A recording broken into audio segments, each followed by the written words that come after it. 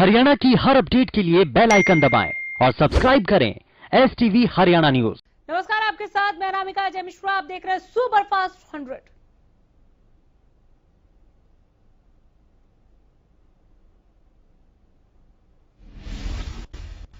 देश में बीते एक दिन में कोविड-19 के करीब 44,000 नए मामले सामने आए हैं, जबकि पिछले 24 घंटे में 738 कोरोना मरीजों की जान चली गई।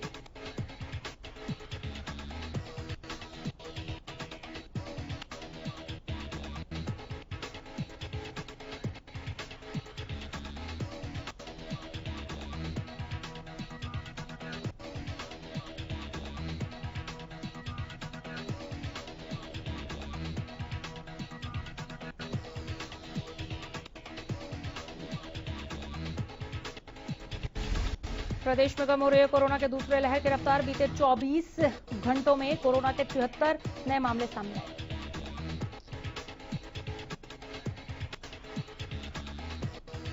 भारत बायोटेक ने कोवैक्सीन के थर्ड फेज के ट्रायल के नतीजे जारी कर दिए हैं। भारत बायोटेक की ओर से जारी किए गए फेज 3 ट्रायल के नतीजों में कोवैक्सीन को कोरोना वायरस के खिलाफ 77.8% प्रभावी पाया गया।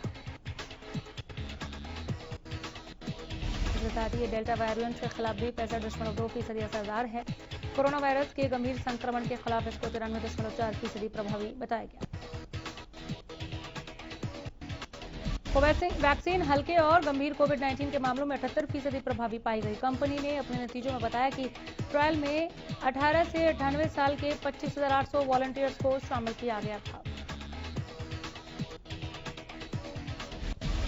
सिरसा के अग्रवाल सेवा सदन में निःशुल्क कोरोना वैक्सीनेशन शिविर का आयोजन किया गया। इस दौरान मुख्य अतिथि के रूप में श्री बाबा तारा कुटिया के मुख्य सेवक गोविंद कांडा ने शिविर का शुभारंभ किया। शिविर में 18+ 45+ आयु वर्ग के लोगों को कोवैक्सीन और कोविशील्ड की पहली और दूसरी डोज लगाई गई।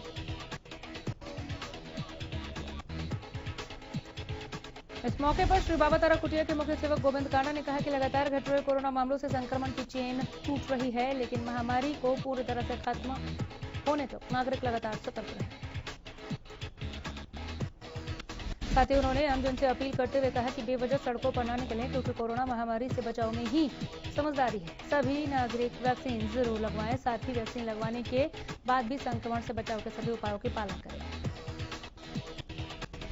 गृह और स्वास्थ्य मंत्री अनिल विज ने अंबाला छावनी में बन रहे फीफा अप्रूव्ड अंतर्राष्ट्रीय फुटबॉल स्टेडियम में निर्माणाधीन कार्य का जायजा लिया। इस मौके पर विज ने राहुल गांधी को कोवैक्सीन को लेकर सवाल उठाने पर कहा कि राहुल बौखला गए हैं, इसलिए वो लोगों को मोटिवेट करने की बजाय नकारात्मक बयानबाजी कर रहे हैं। इस दौरान विज ने बड़ी जानकारी देते हुए बताया कि हरियाणा सरकार की पुलिस के लिए महत्वाकांक्षी डायल 112 योजना का शुभारंभ 12 जुलाई को 12 बजे करने जा रही है। इधर रेवाड़ी पहुंचे सहकारिता मंत्री डॉक्टर बनवारी लाल ने किसान आंदोलन के नाम पर हुड़दंग करने वालों को सख्त चेतावनी दी है। उन्होंने कहा कि किसान आंदोलन के नाम पर हुड़दंग करने वालों से अब सरकार सख्ती से निपटेगी। उत्तर प्रदेश में दलित नेता के साथ मारपीट की उन्होंने कड़े शब्दों में निंदा करते हुए कहा कि हम दलितों पर अत्याचार किसी कीमत पर बर्दाश्त नहीं करेंगे। बनवारी लाल ने कहा कि किसान आंदोलन अब अपने लक्ष्य से भटक गया है। किसानों को जिद छोड़कर सरकार के साथ वार्ता करके रास्ता निकालना चाहिए। इस दौरान उन्होंने किसान नेता गुरनाम सिंह चरूनी द्वारा मुख्यमंत्री मनोहर लाल को पाकिस्तानी कहे जाने की निंदा की। संगठन में कलह को लेकर जारी विपक्ष के बयान पर सांसद दीपेंद्र हुड्डा ने पलटवार किया है। उन्होंने कहा कि कुमारी शैलजा के नेतृत्व में कांग्रेस एकजुट है।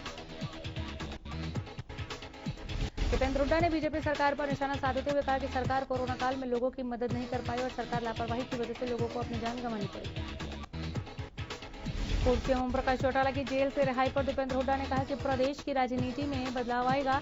जेल से लौटने के बाद ओम प्रकाश चौटाला बिखरी इनेलो को एकजुट करने में कामयाब होंगे। एनआईटी फरीदाबाद से विधायक वीरू शर्मा ने प्रेस कॉन्फ्रेंस कर बीजेपी पर बदले की भावना से कार्रवाई करने के आरोप लगाए हैं। ये प्रेस कॉन्फ्रेंस उन्होंने एनआईटी फरीदाबाद स्थित जवाहर कॉलोनी आवास पर बुलाई थी। विधायक नीरज शर्मा ने सरकार पर आरोप लगाते हुए कहा कि बीजेपी ने उनके घर के आगे बनी 2 ईंटों की मुंडेर को तोड़कर साबित कर दिया कि यह कार्रवाई बदले की भावना के चलते की गई, क्योंकि उन्हें इस तोड़फोड़ से पहले कोई नोटिस नहीं दिया गया था। किसान आंदोलन को लेकर हरियाणा कैबिनेट में मंत्री कंवरपाल गुर्जर ने बयान दिया है। कंवरपाल गुर्जर ने कहा कि किसान आंदोलन एक गैर जिम्मेदाराना आंदोलन है, क्योंकि इस कोरोना महामारी में भी किसान अपना धरना दे रहे हैं और सिर्फ अपने स्वार्थ और राजनीति के लिए लोगों को गुमराह कर रहे हैं। कंवरपाल गुर्जर ने कहा कि अगर किसानों को कुछ लगता है तो वो बातचीत कर सकते हैं, लेकिन किसान कृषि कानूनों को रद्द कराने की बात पर अड़े हुए हैं, जिससे समस्या का समाधान नहीं हो पा रहा। कृषि कानूनों के खिलाफ आंदोलन लगातार जारी है। इस बीच अंबाला, करनाल और पानीपत के बाद शनिवार को हजारों की तादाद में चंडीगढ़, मोहाली और पंचकुला के किसानों ने दिल्ली कूच किया। किसान नेता गुरनाम चढ़ूनी की अगुवाई में किसानों का काफिला दिल्ली के लिए रवाना हुआ।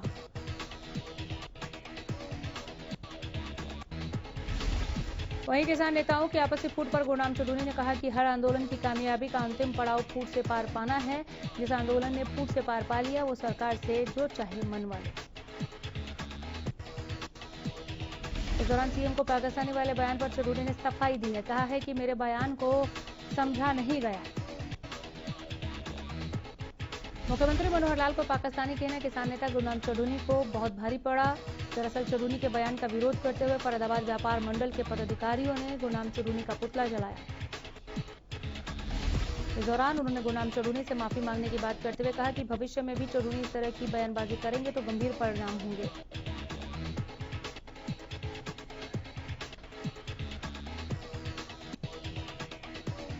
आपको बता दें कि चढ़ूनी ने अपने एक बयान में मुख्यमंत्री मनोहर लाल को पाकिस्तानी कहा था, जिसके बाद से ही चढ़ूनी का चौतरफा विरोध किया जा रहा है।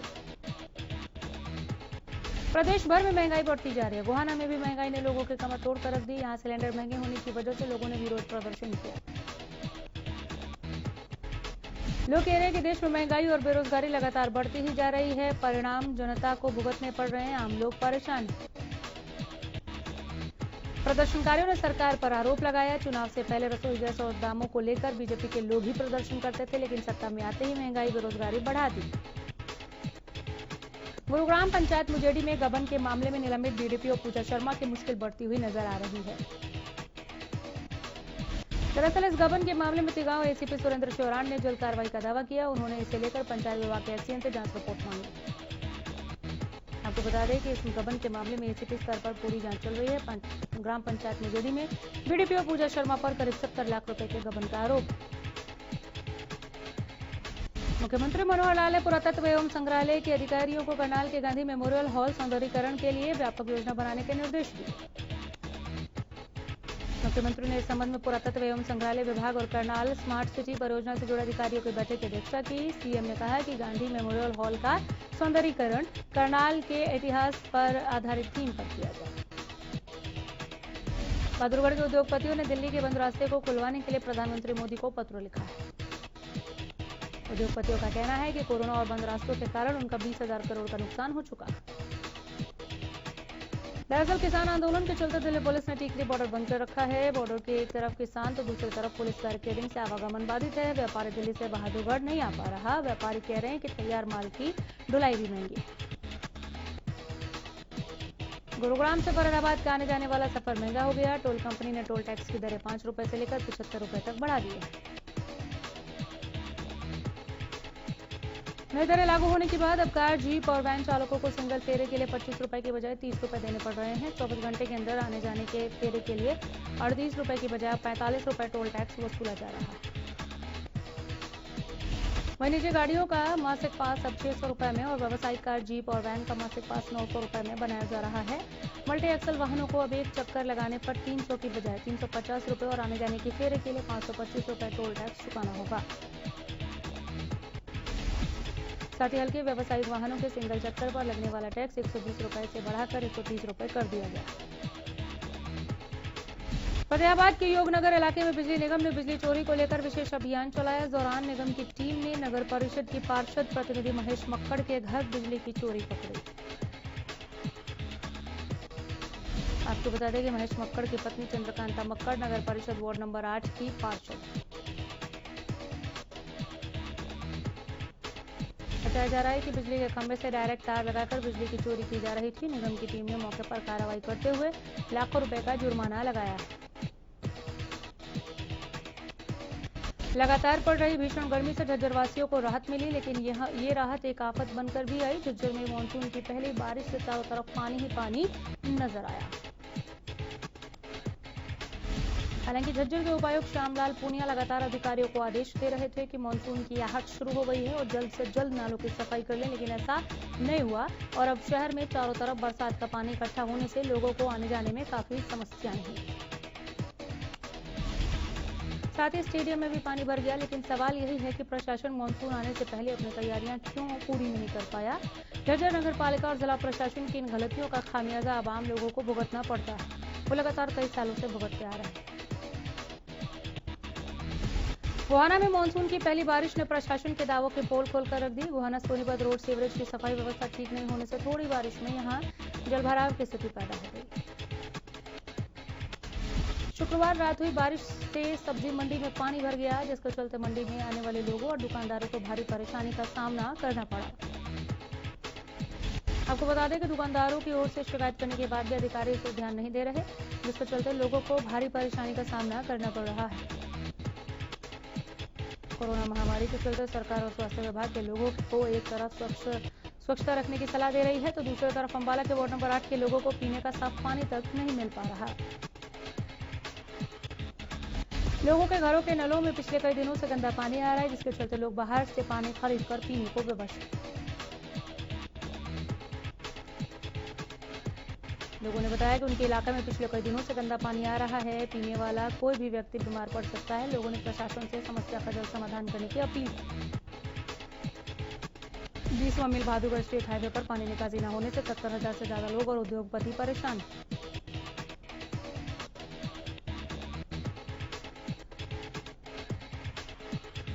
हाईवे का एक हिस्सा कुछ दिन पहले ही बना है, लेकिन फिर से पानी भरने के चलते टूटने का डर भी बना हुआ है। इतना ही नहीं, पानी भरने से लोगों को आवागमन में दिक्कतें आ रही हैं। बता दें कि 20वां मील बहादुरगढ़ हाईवे पर अक्सर पानी भरा रहता है, जिससे दिक्कतें तो होती हैं, सड़क पर पानी चलता रहता है, निकासी का कोई ठोस प्रबंध नहीं। इधर रतिया में प्रेमनगर बस्ती के लोगों ने लामबंद होकर बस्ती में मूलभूत सुविधाओं को लेकर खंड विकास एवं पंचायत कार्यालय के सामने नारेबाजी की। बस्ती के लोगों ने सरकार के खिलाफ नारेबाजी कर प्रशासन पर बस्ती में मूलभूत सुविधाओं की अनदेखी का आरोप लगाया। लोग कह रहे हैं कि बस्ती में न तो सफाई व्यवस्था उचित है, न ही युवाओं के खेलने के लिए कोई सामान उपलब्ध है। उच्च अधिकारियों के पास कई बार चक्कर काट लिया, बावजूद कोई समाधान नहीं। इन लोगों ने प्रशासन को चेतावनी दी कि अगर 2 दिन के अंदर उनकी समस्याओं का समाधान नहीं हुआ तो वो बीडीपीओ कार्यालय पर ताला जड़ देंगे। टोहाना के भुना रोड स्थित राजकीय इंदिरा गांधी महाविद्यालय में प्रशासन की लापरवाही के चलते समस्याओं का अंबार लगा हुआ है। लापरवाही भी ऐसी जिसके चलते कभी भी कोई बड़ा हादसा हो सकता है।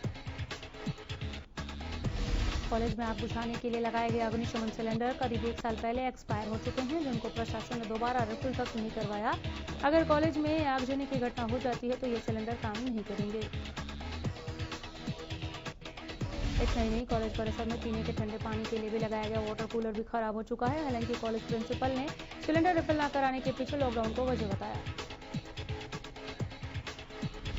किसान नेता जयसिंह जलबेड़ा और बेटे नवदीप सिंह को भाकियू से निष्कासित कर दिया गया है। दोनों के खिलाफ बीकेयू की अनुशासन समिति ने कार्रवाई की। जयसिंह जलबेड़ा और बेटे नवदीप सिंह पर अनुशासनहीनता के आरोप लगाए गए। साथ ही दोनों पर समिति ने चंदे का सही हिसाब न देने का आरोप लगाया। महिला एवं बाल विकास विभाग द्वारा शनिवार को छोटाबाद के शिव मंदिर में रादौर ब्लॉक से जुड़े 7 सर्कल के आंगनबाड़ी वर्करों को पोषण ट्रैकर ऐप के संबंध में प्रशिक्षण दिया जाना था। इन्होंने कहा कि हम बहिष्कार करते हैं। जमकर सरकार विरोधी नारेबाजी हुई। आंगनबाड़ी वर्करों ने पोषण ट्रैकर ऐप के जरिए रजिस्टर पर ही पहले की तरह काम करने के लिए अपनी मांग उठाई। हालांकि इस दौरान विभाग के सुपरवाइजर ने यह जरूर कहा कि 2 सर्कल के वर्करों को प्रशिक्षित कर दिया है। फतेहाबाद के भूना कस्बे में नगरपालिका प्रशासन के ढीलेपन के चलते 50 से ज्यादा गरीब परिवार बेघर हो गए। दरअसल इन परिवारों ने प्रधानमंत्री आवास योजना के तहत लोन के लिए अप्लाई किया था। लोन मंजूर भी हो गया और अधिकारियों की ओर से पहले किस्त आने की बात पर उन्होंने अपने मकान तोड़। मकान टूटने के बावजूद उन्हें किस्त जारी नहीं हुई, जिस वजह से उन्हें अपने कच्चे मकानों से भी हाथ धोना पड़ गया। लोगों का कहना है कि उन्हें नगर पालिका अधिकारियों ने कहा है कि उनकी फाइल मंजूर हो गई है, जल्द ही पहली किस्त जारी की जाएगी, लेकिन अब तक फूटी कौड़ी नहीं मिली। फतेहाबाद में ग्राहक सेवा केंद्र से 4.5 लाख रुपए की लूट की खबर है। 2 बदमाशों ने पिस्तौल के दम पर वारदात को अंजाम दिया। सीसीटीवी में पूरी वारदात कैद हो गई।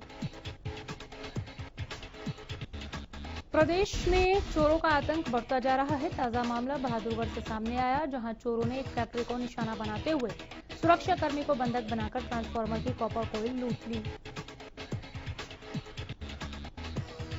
चोरों ने 2 दिनों में 2 फैक्ट्रियों में चोरी की वारदात को अंजाम दिया। पहली वारदात गणपति धाम इंडस्ट्रियल एरिया की फैक्ट्री की है, जहां चोरों ने गार्ड को बंधक बनाकर लूटपाट की। चोरी की दूसरी वारदात भगवती पोलीकैम्प की है, जहां करीब 8 बदमाशों ने वारदात को अंजाम दिया। चोरों ने छत पर सोए गार्ड के हाथ पैर बांध दिए, जनरेटर रूम में बंधक बनाया। उसके बाद ट्रांसफार्मर को गिराकर कॉपर कोयल निकालकर फरार हो गए।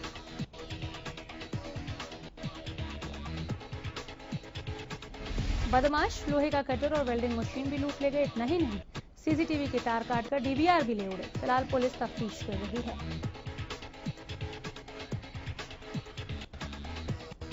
रादौर में चोरी का मामला सामने आया है। चोरों ने रादौर के सिविल अस्पताल के नजदीक स्थित हरी कॉलोनी में एक बंद मकान का ताला तोड़कर वारदात को अंजाम दिया।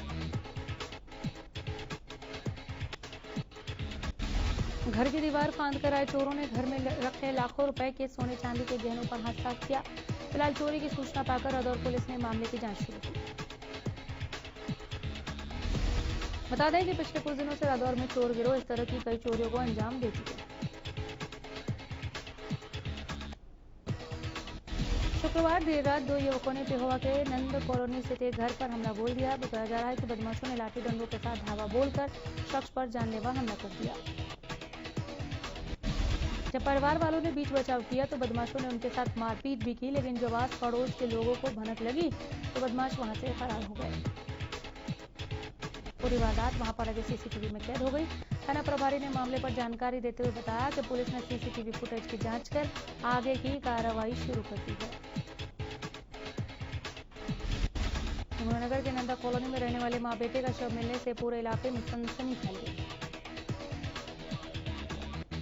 शव मिलने की सूचना पुलिस को दी गई, जिसके बाद पुलिस मौके पर पहुंचकर शवों को कब्जे में लिया, पोस्टमार्टम के लिए भेजा। पड़ोसियों ने बताया कि दोनों एक ही कमरे में रहते थे। वो खाना देने आए तो मां बेटे का शव मिला। फिलहाल पुलिस मामले की जांच में जुटी।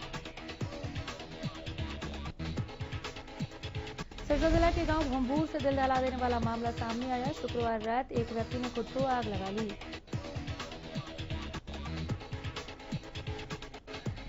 गरौंडा के कलहेड़ी गांव में एक घर में युवक का शव पंखे पर लटका हुआ मिला। बताया जा रहा है कि युवक बलहेड़ा गांव का रहने वाला था। सिरसा के भगत सिंह स्टेडियम में एक बुजुर्ग किसान पर हथियारों से हमला कर दिया। बताया जा रहा है कि कुछ युवकों ने उसे शराब पिलाने की कोशिश की, लेकिन जब उसने शराब पीने से मना कर दिया तो उस पर तेजधार हथियारों से हमला कर दिया। होटल पुलिस ने राशन डिपो पर गरीबों को बांटे जाने वाले अनाज को बेचने के मामले में फूड सप्लाई विभाग के एफएसओ सुरेश पांचाल और ठेकेदार दिनेश ठेकेदार को गिरफ्तार कर लिया। दरअसल 9 जून को पुलिस ने आटा बनाने वाले बाबा आटा मिल से 770 अनाज की बोरियों को बेचते हुए ट्रक चालक को मौके से ही पकड़ा था और पूछताछ में ट्रक चालक ने बताया था कि वो अधिकारियों के कहने पर इस अनाज को मिल में लेकर आया है। जिसके बाद पुलिस अधीक्षक के आदेश पर एसआईटी गठित करके इन 2 आरोपियों को गिरफ्तार किया है। डीएसपी ने बताया कि पकड़े गए दोनों आरोपियों को अदालत में पेश कर रिमांड पर लिया जाएगा। यमुनानगर में नशा तस्करी के अवैध नशे के कारोबार पर एंटी नार्कोटिक सेल की कार्रवाई जारी है। इसी कड़ी में एंटी नार्कोटिक सेल की टीम ने चौराही मोड़ से एक युवक को 900 गांजा पत्ती के साथ गिरफ्तार किया। दूसरी जगह से प्रतिबंधित दवाइयों के साथ एक आरएमपी डॉक्टर को भी काबू किया।